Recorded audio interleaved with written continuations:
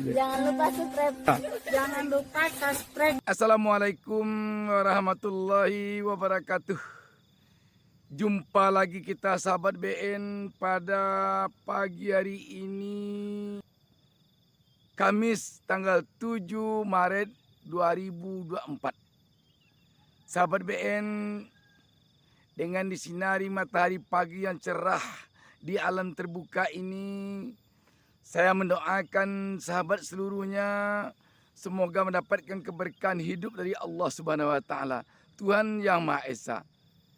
Dan semoga seluruh bangsa Indonesia mendapatkan petunjuk ke jalan yang benar dari Allah Subhanahu wa taala, Tuhan Yang Maha Esa. Sahabat BN,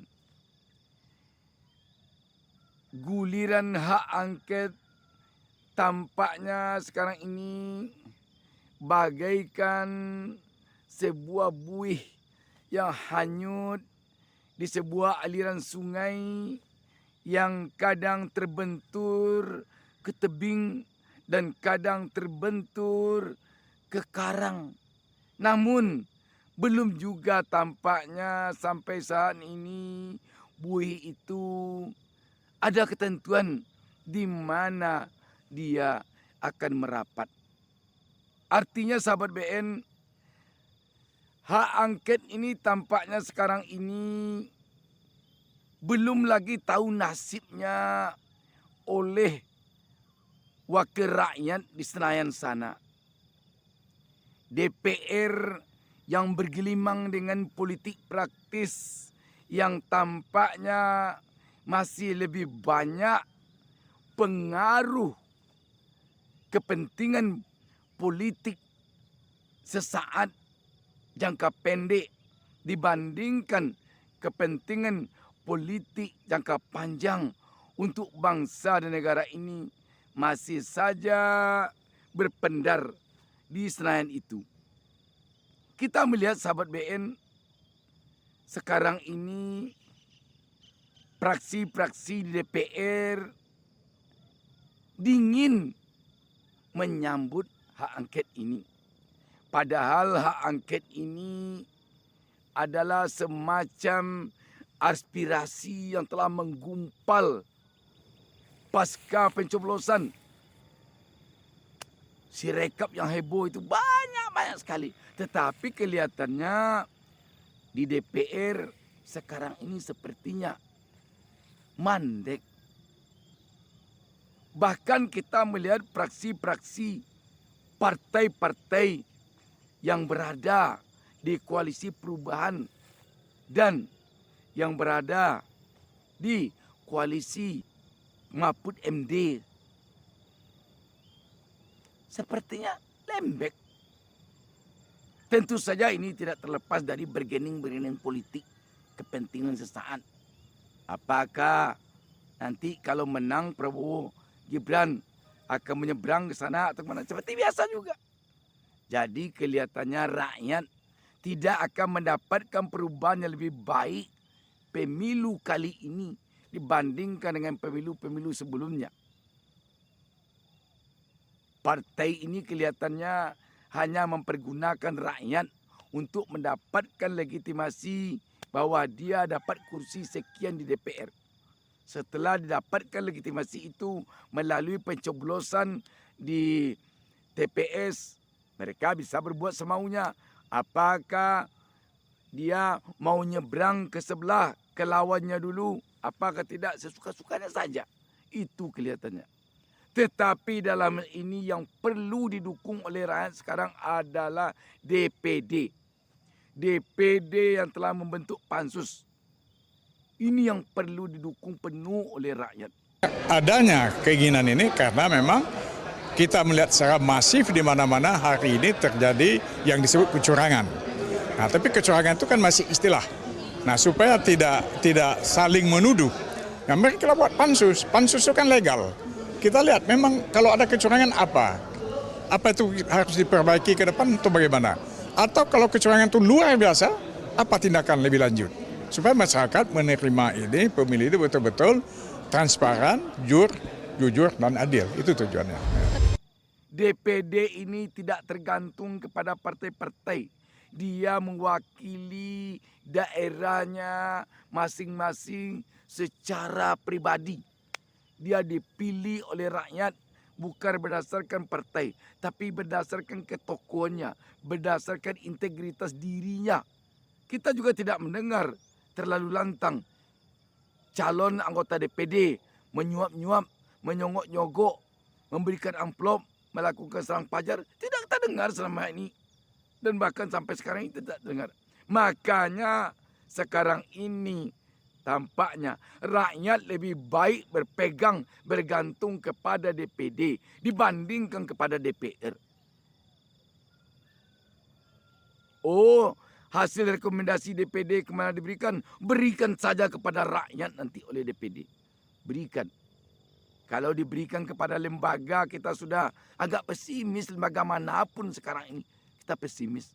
Makanya berikan saja nanti rekomendasinya kepada rakyat secara terbuka. Umumkan ke publik bahwa hasil pansus DPD tentang dugaan kecurangan pemilu, apakah pemilu legislatif ataupun pilpres ini rekomendasi kami DPD kepada rakyat. Itu yang sebaiknya. Tinggal rakyat lagi nanti yang akan menyikapi dengan caranya pula.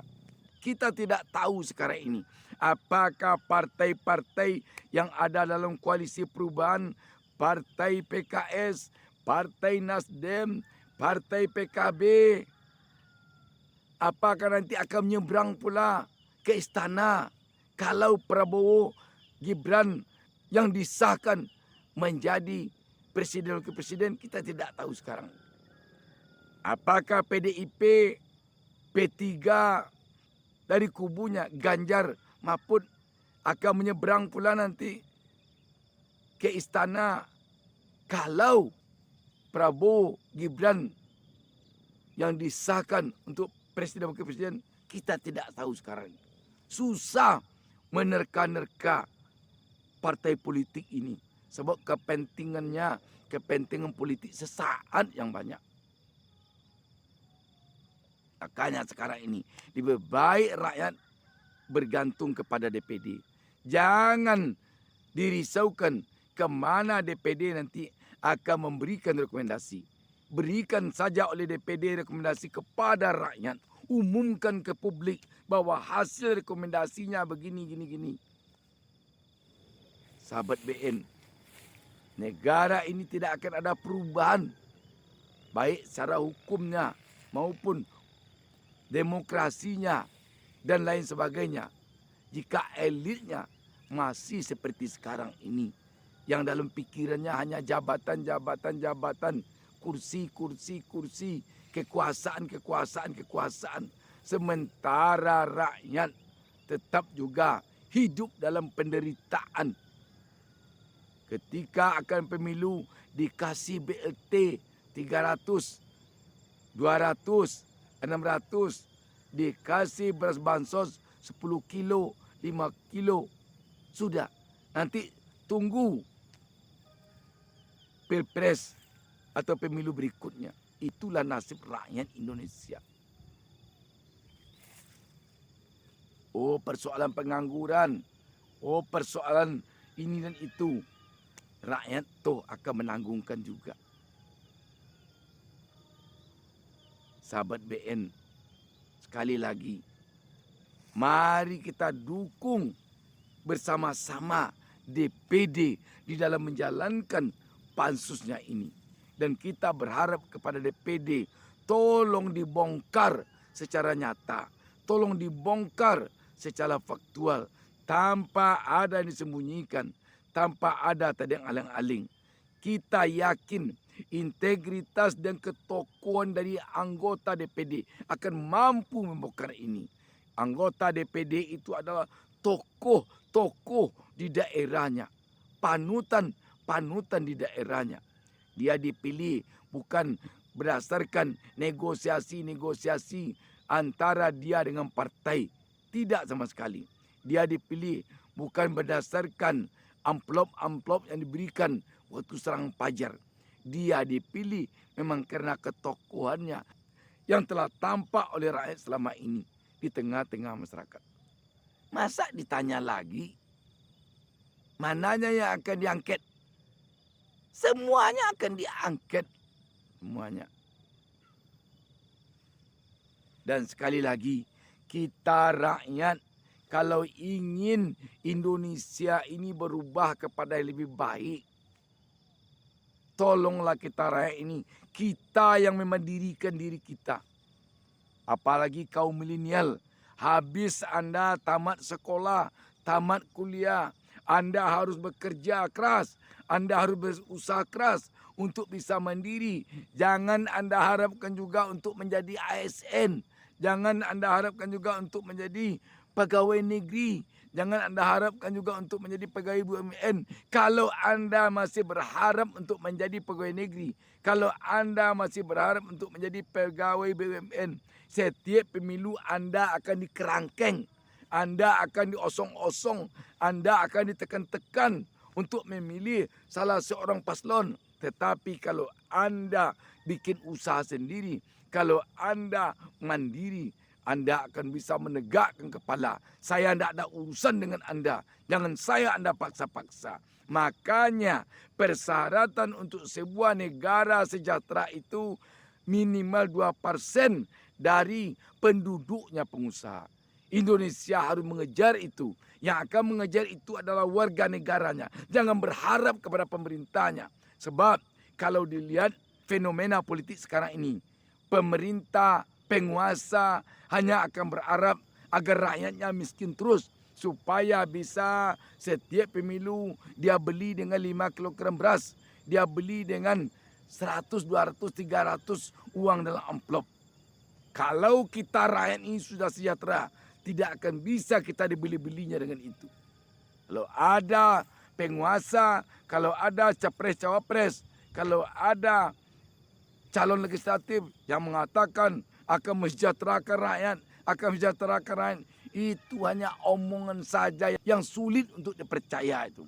Mereka pada umumnya menginginkan kita rakyat biasa ini miskin terus agar bisa dibelinya suara kita dengan harga murah. Untuk itu, mulai sekarang mari kita bangkit. Kita mensejahterakan diri kita. Supaya tahun 2029 kita tidak bisa lagi dibelinya dengan 5 kilogram beras, 10 kilogram beras, dengan dana BLT, dengan dana bansos. Tegakkan kepala kita. Kita mensejahterakan diri kita. Kita sesama rakyat harus bersatu padu untuk saling mengangkat. Mana yang masih pemula dia dalam berusaha, angkat oleh yang telah jadi. Sahabat BN, kita jangan menjadi pebisnis hitam yang berkolaborasi, yang berselingkuh dengan para politisi hitam itu. Kalau kita masuk menjadi pengusaha hitam yang berselingkuh dengan politisi hitam, maka kita namanya adalah pengkhianat bangsa, pengkhianat negara. Kita jangan mau menjadi pengkhianat bangsa, jangan mau menjadi pengkhianat negara. Kita jangan mau nanti dimurkai oleh para pendiri bangsa ini, para pendiri negara ini. Sahabat BN sekali lagi, mari kita support DPD. Mari kita support DPD untuk menjalankan hak angket ini. Tentang DPR, terserah dia ajalah. Dia sekarang kan sudah dapat kursi. Demikian. Wassalamualaikum warahmatullahi wabarakatuh.